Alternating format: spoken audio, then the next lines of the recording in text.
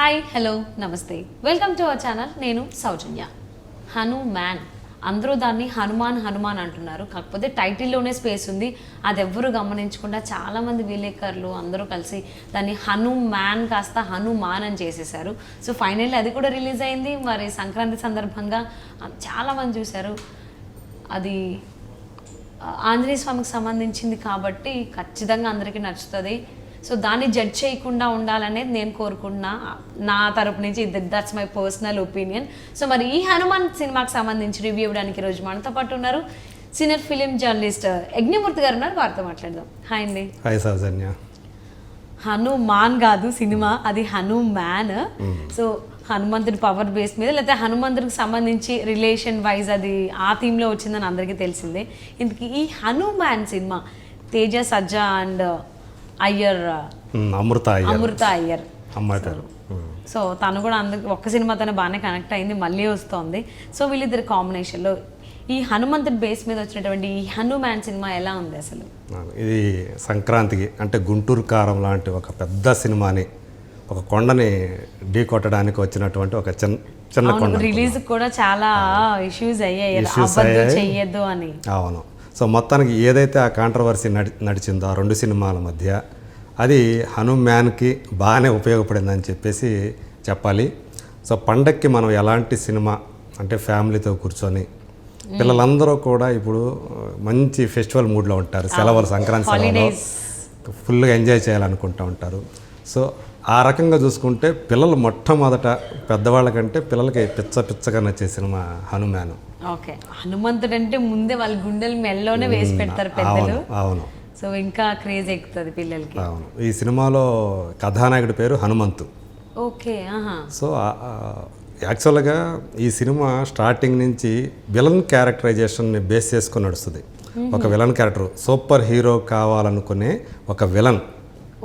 నిజానికి అతను super hero కావాలనుకుంటాడు, కానీ అతని మనసు కానీ అతని థాట్ ప్రాసెస్ అంతా కూడా ఏది ఎంతసేపు అంటే మొత్తం నేనే ఇచ్చేసేసుకోవాలా, నా దారికి ఎవరు అడ్డు వచ్చినా నేను సూపర్ హీరో కావడంలో వాళ్ళు తల్లిదండ్రులైనా సరే తనకు శత్రువుల కిందగానే భావించేటువంటి ఒక క్రూరమైనటువంటి మనస్తత్వం కలిగినటువంటి, చిన్నప్పటి నుంచి అలాంటి మనస్తత్వం, చిన్నప్పుడే సూపర్ హీరో సినిమాలు అవి చూసి సో నేను కూడా అలా అయిపోవాలి అనే ఆ భావజాలంతో ఆ మనస్తత్వంతో పెరిగిన అబ్బాయి ఎలా అంటే హీరో కాకుండా విలన్ అయిపోతే సమాజానికి, ప్రపంచానికి ఎలాంటి ప్రమాదం ఉంటుంది అనేది ఈ సినిమాలోని ప్రధానమైనటువంటి పాయింట్. అంటే అలాంటి శక్తులు సంపాదించుకోవడానికి ఆ శక్తులు ఎక్కడున్నాయా అని చెప్పేసి అన్వేషించే అతనికి హీరో కనపడతాడు. హీరోలో అలాంటి శక్తులు ఉన్నాయి, ఆ హీరోకి ఆ శక్తులు ఎక్కడి నుంచి వచ్చాయి, వాటినన్నిటి కూడా మనం గ్రాప్ చేసేద్దాము, ప్రపంచాన్ని మనం గుప్పిట్లో పెట్టుకుందాం అనుకుంటే ఏం జరిగింది అనేది కథ. సో ఆ అబ్బాయికి కూడా అదే హనుమాన్ మీరు ఇందా చెప్పినట్టు టైటిల్లోనే హనుకి మ్యాన్కి మధ్యలో ఒక పవర్ ఉందన్నమాట, ఒక మణి. సో ఆ రాయి లాంటి ఆ మణిలో ఎల్లో కలర్లో ఉండే రాయిలో మధ్యలో రెడ్డిష్ అనమాట. ఆ ఎరుపు చుక్క ఏంటంటే హనుమంతుడి యొక్క రక్తం బొట్టు ఒక సముద్రంలోని ఒక ముత్యపు చెప్పలో పడి అది ఒక మణి రూపంలో పడితే ఆ మణి హీరోకి దొరికితే దాని ద్వారా అతనికి శక్తులు ఎలా వచ్చాయి, ఇది అనమాట అది. సో ఇది మనకు తెలిసిపోతుంది మొదట్లోనే.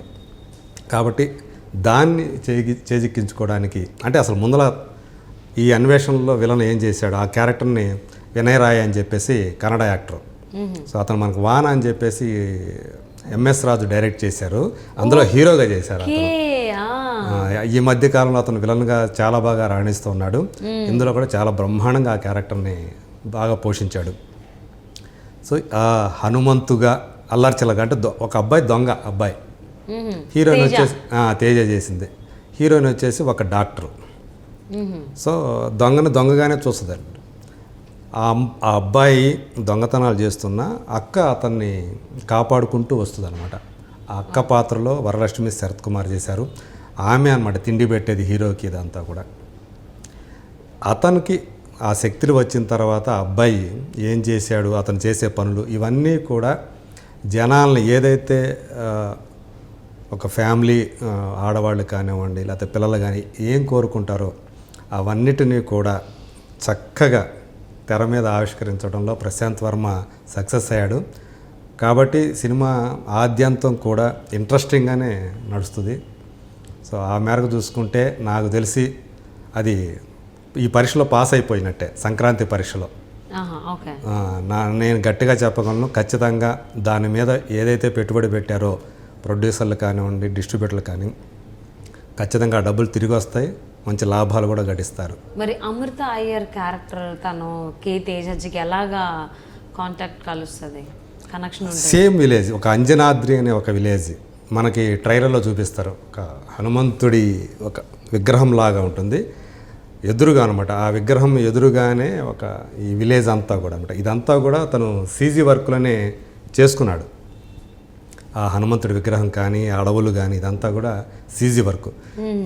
ఇది చూస్తే చాలా తక్కువ బడ్జెట్లోనే అంత క్వాలిటీతో అంత చక్కటి గ్రాఫిక్స్ని ఎలా సాధించగలిగాడు అనేది మాత్రం మనకు వండర్గానే అనిపిస్తుంది. పెద్ద భారీ విపరీతంగా ఖర్చు పెట్టిన సినిమా ఎలా అయితే ఆ గ్రాఫిక్ వర్క్ ఉంటుందో అలాగా అడవి కానీ ఆ విగ్రహం కానీ ఆ లుక్ అలా ఉంటుంది. ఆ అంజనాద్రి అనే ఊరిలో ఆ అమ్మాయి డాక్టర్. ఓకే, సో బయట చదువుకొని డాక్టర్గా అక్కడికి వస్తుంది. వీడేమో చిల్లర దొంగ. కాబట్టి దొంగ అంటే మిగతా వాళ్ళకి ఎలాంటి చూపు ఉంటుందో మొదట్లో ఆ అమ్మాయికి కూడా అలాంటి చిన్న చూపే ఉంటుంది, చేదరించుకుంటుంది కూడా అక్కడ కొన్ని సంఘటన వల్ల.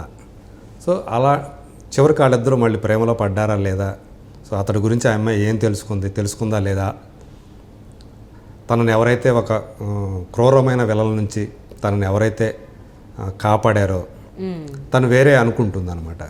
సో అదంతా ఏంటి అనేది ఆ తర్వాత వాళ్ళిద్దరి మధ్య ప్రేమ చిగురించిందా లేదా. నిజానికి చెప్పాలంటే బలంగా వాళ్ళిద్దరి మధ్య కనుక ఆ లవ్ యాంగిల్ కనుక ఇంకా బలంగా కనుక తెర మీద కనుక వచ్చినట్లయితే సినిమా ఇంకా బాగా ఉండేది అనేది నా అభిప్రాయం.